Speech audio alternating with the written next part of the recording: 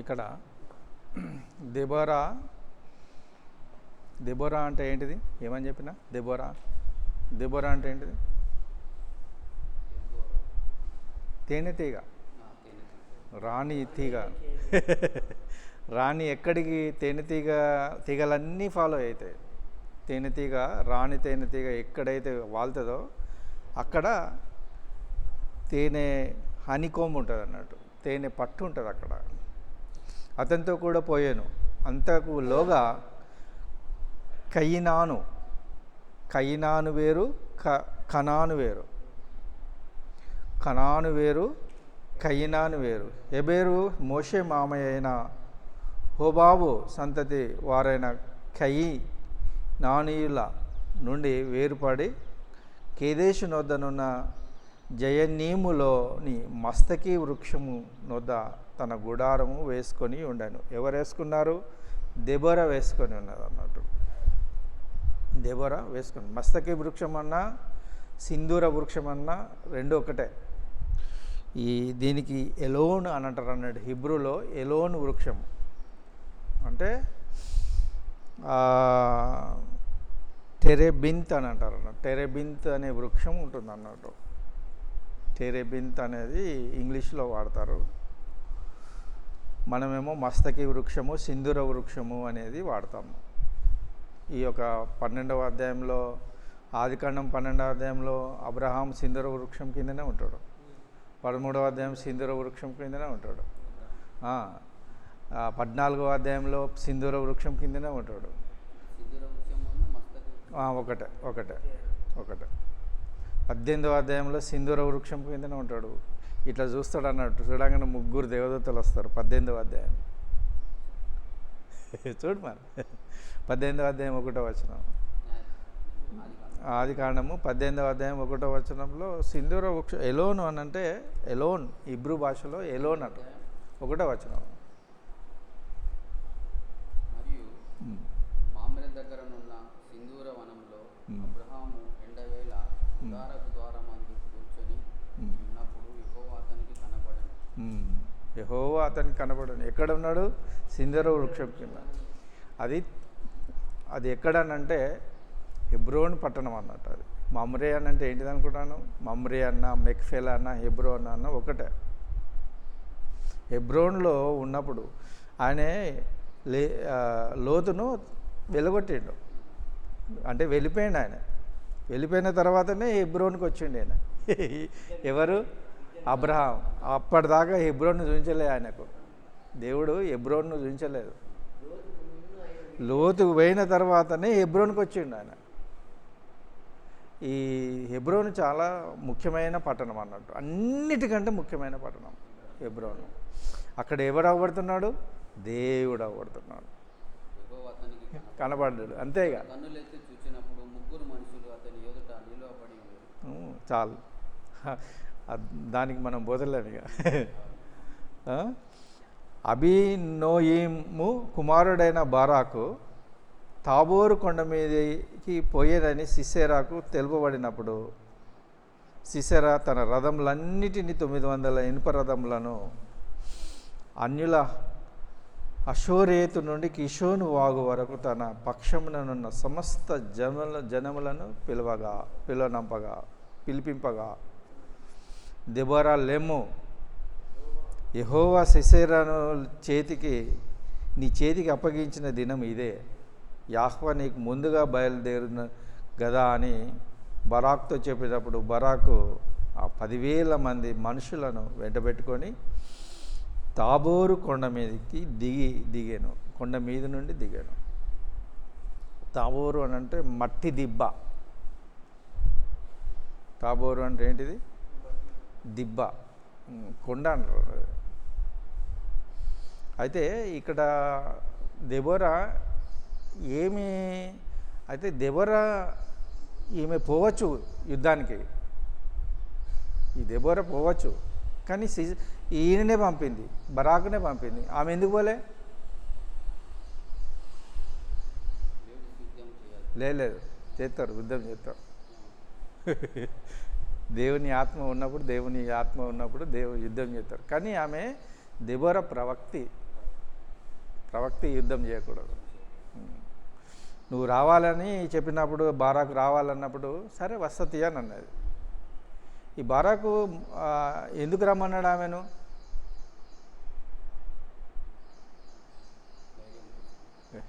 ధైర్యం కాదు. ధైర్యం కోసం అని కొన్ని కామెంటరీస్ స్కాలర్స్ అంటారు, కానీ ధైర్యం కాదు.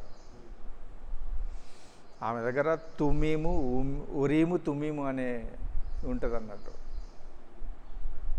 దేవుడు చెప్పే అంటే రాయిలు, తుమ్మీము రాయి, ఉరీము రాయి, 2 రాయిలు ఉంటాయి అన్నట్టు. ఆ 2 రాయిలను పట్టుకొని దేవా ఈయనకేం చెప్తావో చెప్పు అని చెప్తారన్నట్టు. అది తర్వాత చెప్తాను నేను.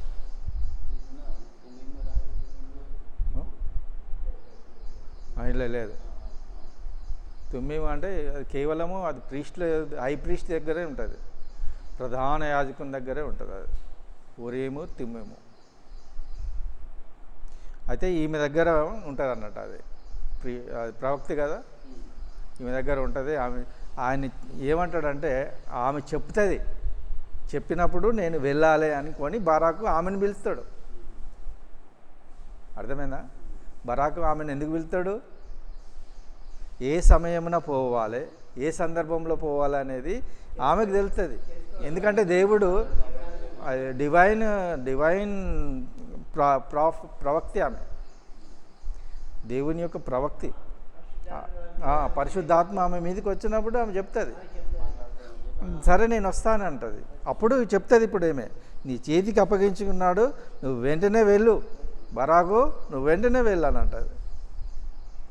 బరాకు వారిని హతము చేయనట్లు యెహోవా సిసెరాను అతని రథములన్నిటినీ అతని సర్వసేనని కలవరపరిచాడు. ఎవరు కలవరపరిచారు? ఆహా, దేవుడు కలవరపరిచాడు. కలవరపరచడం అంటే అది చాలా గొప్ప విషయం. దేవుడు గొప్ప విషయం చేస్తున్నాడు. ఇక్కడ దెబోరా చేస్తుంది, బరాకు చేస్తున్నాడు, యెహోవా చేస్తున్నాడు. బరాకు అయితే యెహోవా సర్వ సైన్యమును ఏం చేస్తాడు? కలవరపరుస్తాడు.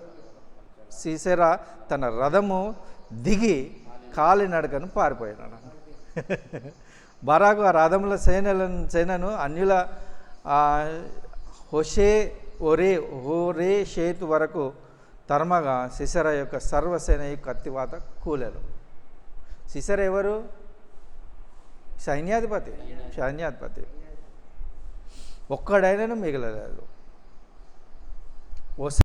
అబియాకును కనానీయుడైన హెబెరు వంశస్థులకును సమాధానం కలిగి ఉండను కనుక సిసెర కాలినడకను కయ్యి నాను హెబెరు బాల్య అయిన యాయేలు గుడారంనకు పారిపోయాను. యాయేరు అని అంటే మంచి ఆమెనే. హెబెరు భార్య అని అంటే ఈ యాయేలు మంచిది, మౌంటైన్ గోట్ అంటారు అన్నట్టు ఆమె అర్థం. యాయేరు అంటే మౌంటైన్ గోట్ అంటే పర్వతము మీద ఉన్న మేక అన్నట్టు. మేక యాయేలు అని అంటే పర్వతం మీది మేక అన్నట్టు. గుడారమునకు పారిపోయాను. అప్పుడు యాయేలు సిసెరాను ఎదుర్కొనబోయి అతన్ని చూచి అతన్ని నా ఏలినవాడ నా తట్టు తిరుగుము భయపడకుమని చెప్పినందున అతడు ఆమె గుడారమునకు జొచ్చాను.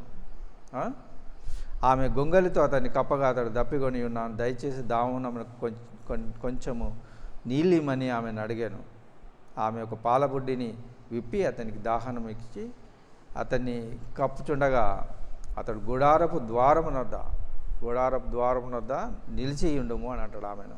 నేను ఇంట్లో పండుకుంటా, నువ్వు వెళ్ళి గుడారం ద్వారం దగ్గర నిలిచమంటాడు. ఎవడైనా వస్తే ఎవడైనా కానీ లోపలికి వచ్చిన ఎడలా నీవు ఎవడైనా ఉన్నాడని అడిగిన ఎడలా నీవు ఎవడును లేడని చెప్పవలేను.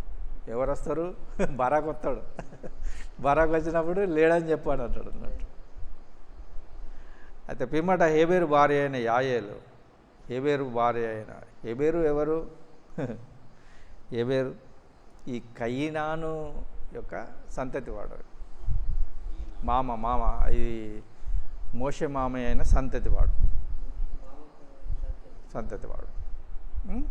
హెబెరు భార్య అయిన యాయేలు గుడారపు మేకు తీసుకొని సుత్తె చేత పట్టుకొని అతని యుద్ధకు మెల్లగా వచ్చి అతని అలసట చేత గాఢ నిద్ర ఉండగా నేలకు దిగునట్లు మేకున్న అతని కణతలో పొడుచుంది.